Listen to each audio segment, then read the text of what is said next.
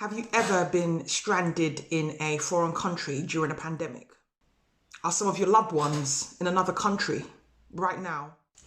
How do you physically prepare to leave the house during the pandemic?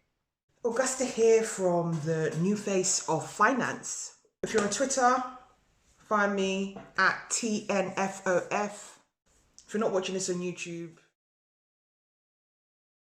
you might want to jump on and subscribe, because there's going to be some videos that are shown on other platforms such as Facebook, but all of my content will be on YouTube. So go find me on YouTube, the new face of finance. If you're already on YouTube, please press the subscribe button.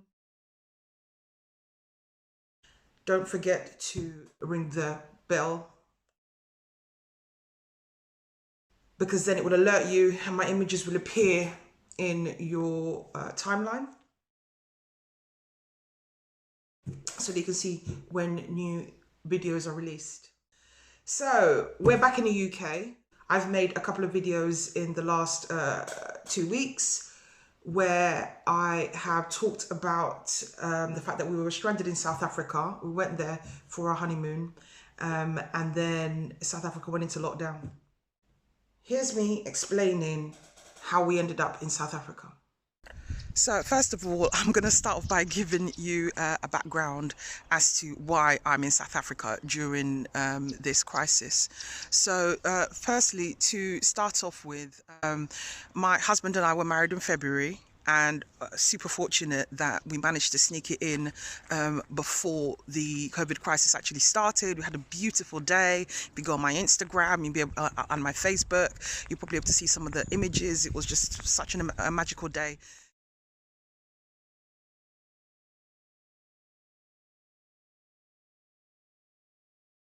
And I really wanted to get it in. Actually, I'm a bit numbers crazy, and I just really wanted 22/02/2020, and so for me it was really important that we did the wedding on the day that we did. So I'm glad that that happened.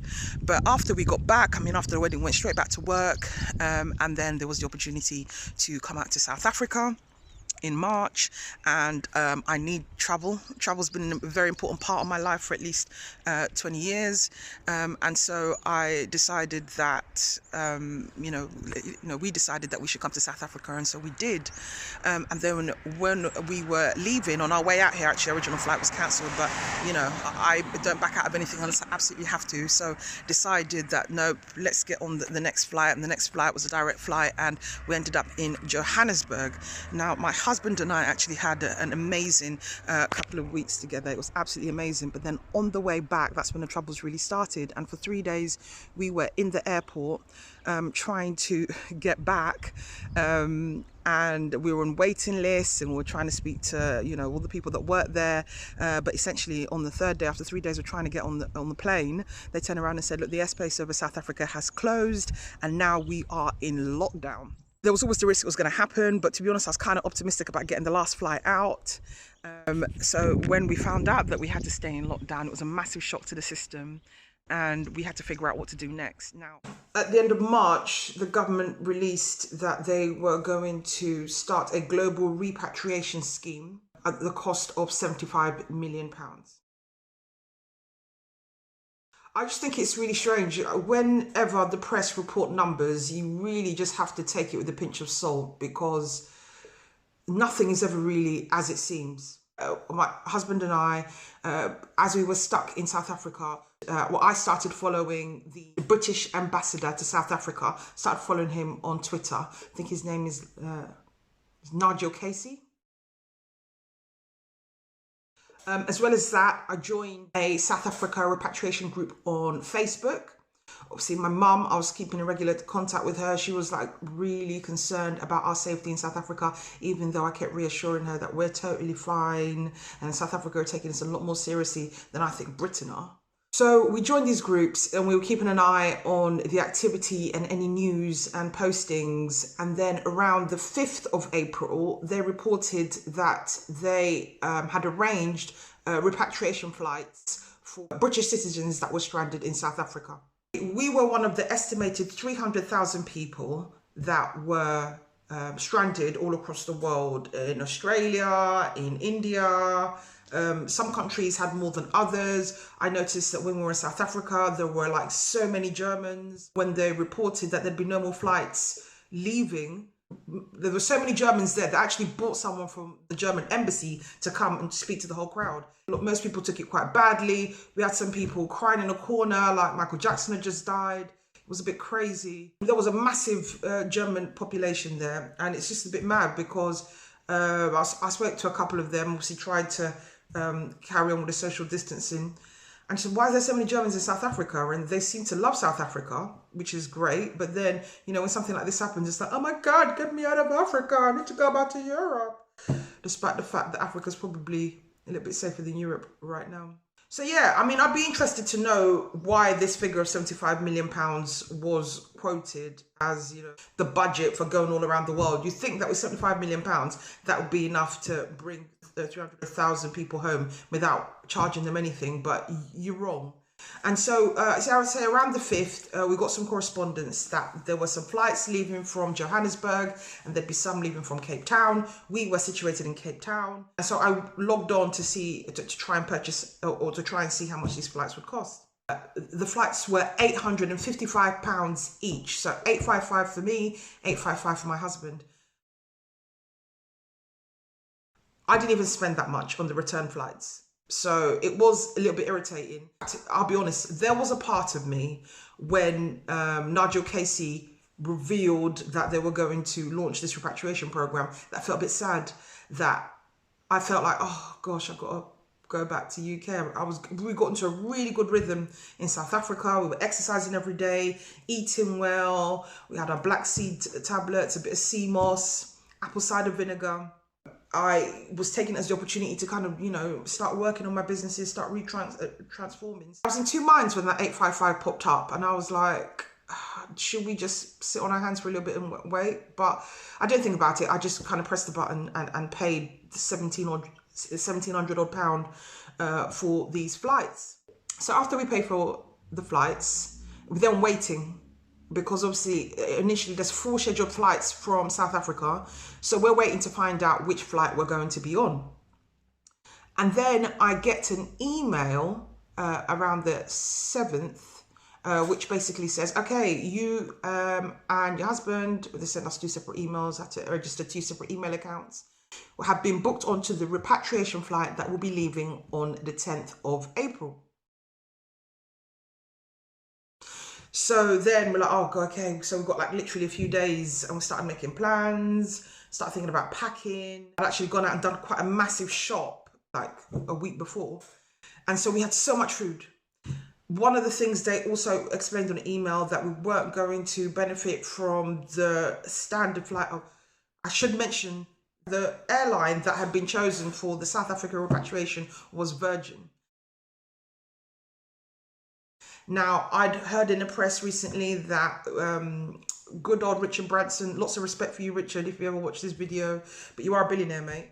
And I hear you went to the government asking for a bailout. Now, I think maybe it's just good business sense. Maybe there's nothing sinister about it, but it's always perception, isn't it? So I know that he was already gone to the government for a bailout. And now, you know, the government have released a £75 million budget to repatriate. And you get to come to South Africa, and initially 8 flights where people are paying £855 per person. I mean, can't make it up. So initially what they said is that don't go to the airport, instead go to a meeting point, an area called Greenpoint.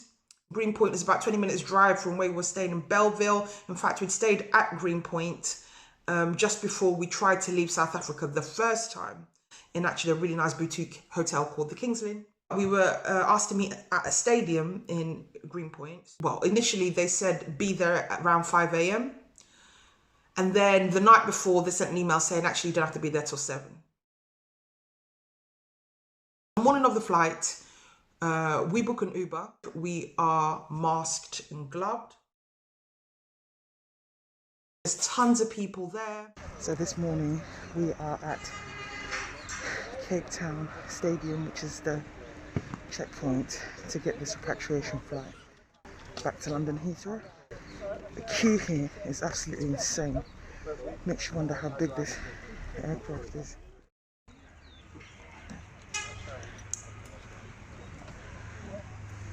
You can see it stretches all the way around there. You can't even see the front from here. You can see like massive queues stretching for miles and miles. People right at the back there. Just goes on forever and ever. You could tell it was going to be a super packed flight. There had been people who had clearly been queuing there since about 5 a.m. So we were in this queue for some time. While we were in the queue, they came round, they checked us off the list. They then had to put these like orange dots on our jumpers, on our clothes. Identify us as people who had been, you know, checked.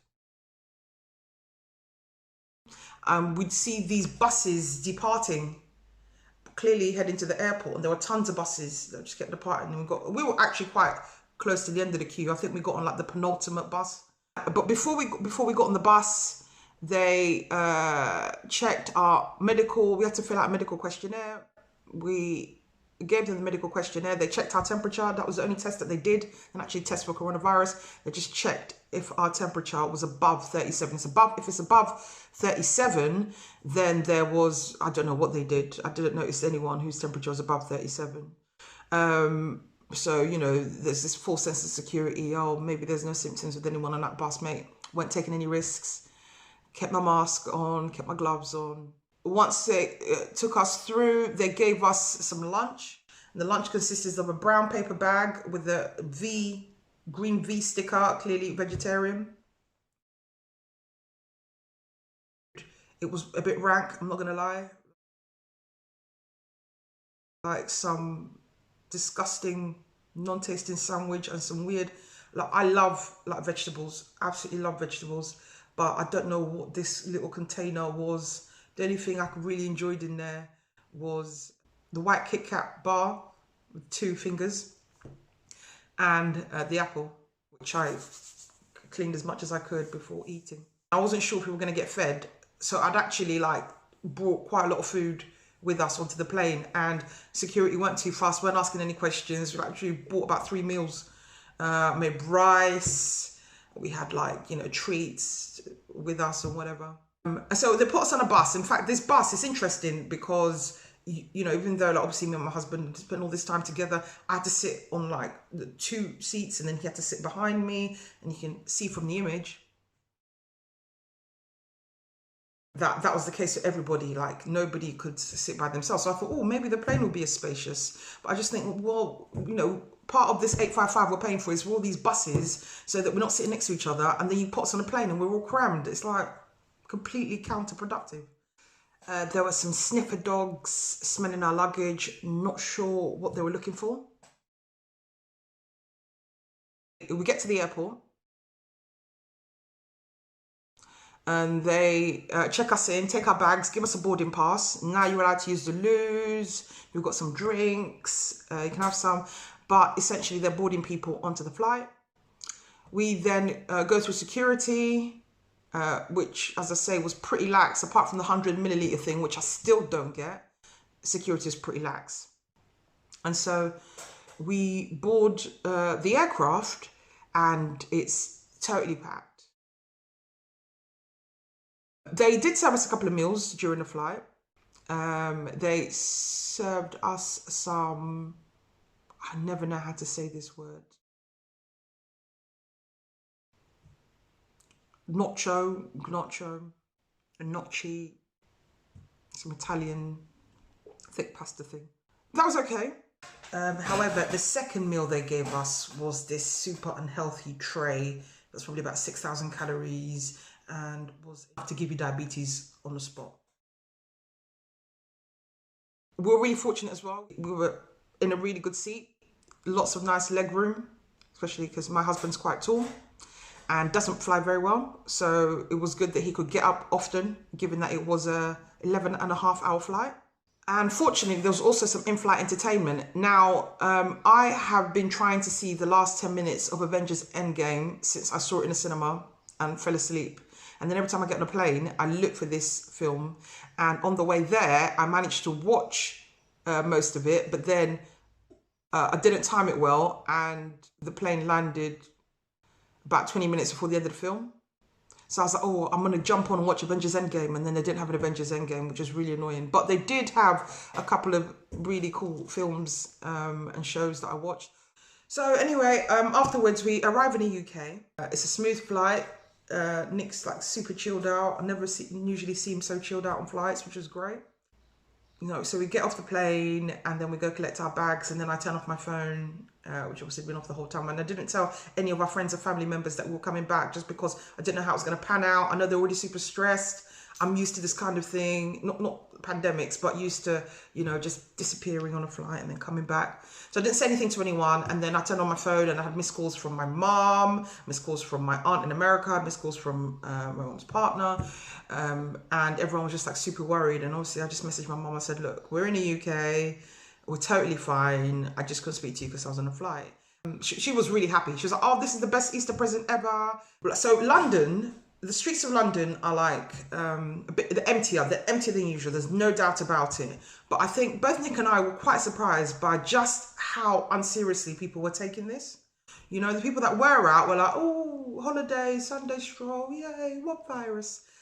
And it's just a bit like, look, I'm usually super optimistic, super chilled out about this kind of stuff. But I was even surprised just by how lax some people are.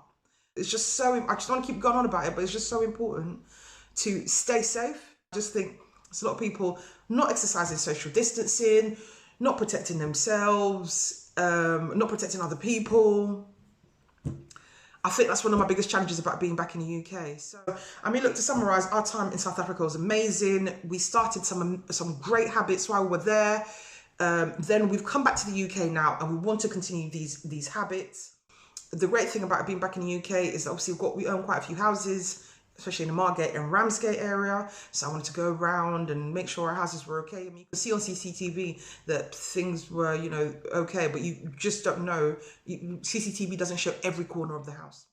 So when we arrived in Margate, one of the houses, I'm not going to swear, left, you know, bags of rubbish outside the house. Haters. Got to appreciate them though. Keep you going, apparently. It was one of the days that we spent like cleaning the house from the guests who had previously left, and we're still taking bookings. We're being very careful, but hey, people are making money from this pandemic. People are not sitting, you know, don't be fooled that people are just sitting around waiting for this to, you know, go back to normal.